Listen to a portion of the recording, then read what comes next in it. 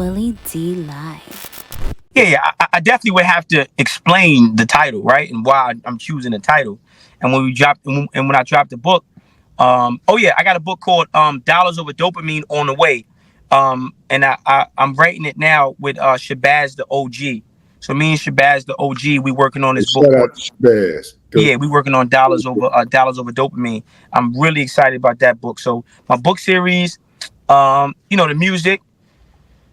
And hopefully by this time next year, God willing, I'll be a light heavyweight champion in the boxing, man. I'm like What, this generation's Muhammad Ali, man. Mixed with what's, a little. what, what's your boxing record? Oh, um, I took 4 fights. We got 4 fights in Mexico.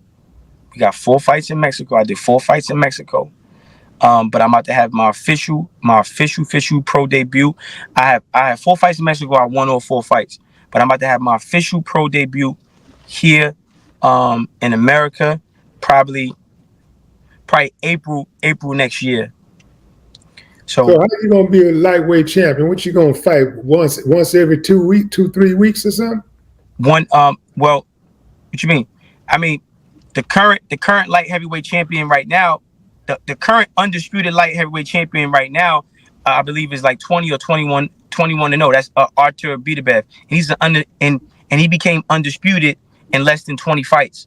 So the good thing about that division is you don't have to have a lot of fights to qualify for a title. I'm They're predicting, fighting every 2 weeks though. To get up there to 20 fights, and yeah, yeah. that's every two All weeks I would have to, in the all I year. would have to do, all I would have to do to qualify for a belt is probably be 8-0 or 10-0 with 10 knockouts.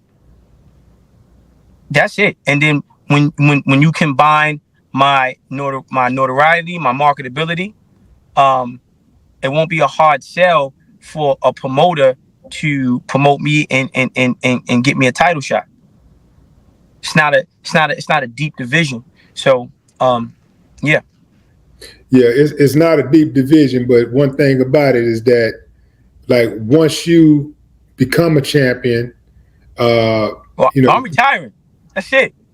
you return. No, you got to go and Now, fight. Willie, listen.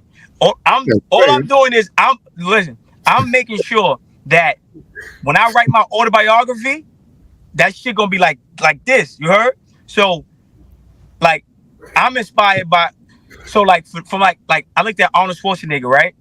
And I read his story, right? I looked into his life story. And I was like, damn, like, okay, he planned all this shit, right? To be, bodybuilder, action movie star, governor, you know what I'm saying?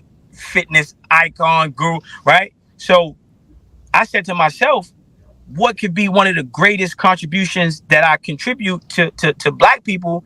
I would say for me to do this, right? Like to be like, okay, he becomes a motivational speaker, takes over that, puts out an album, puts out like maybe 5 or 7 albums, do like a go diamond, right? Like have this crazy, amazing rap catalog, right? Then go into boxing, become the light heavyweight champion of the world.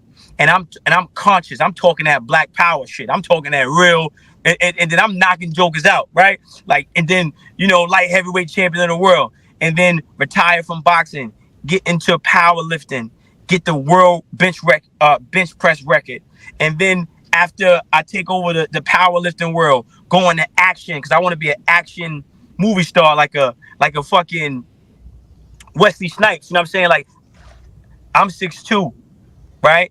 I'm tall, I'm athletic, I'm in crazy shape, right?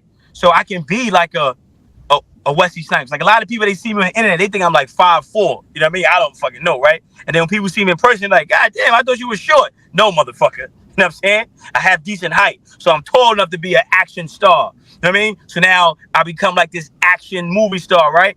And then I do like maybe 10 action movies, critically acclaimed, of course.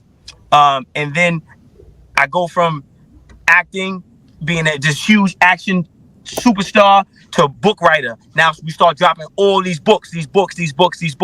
And then once I drop the books become the foundation for my curriculum. Now I open up a school. Now I'm a professor. I spent like 10 years as a professor teaching and multiplying this mindset, right? And then I go into Africa, then I get into politics. and I become the president of some country in Africa, and I live to be over 120 years old, and then, and yeah, you know,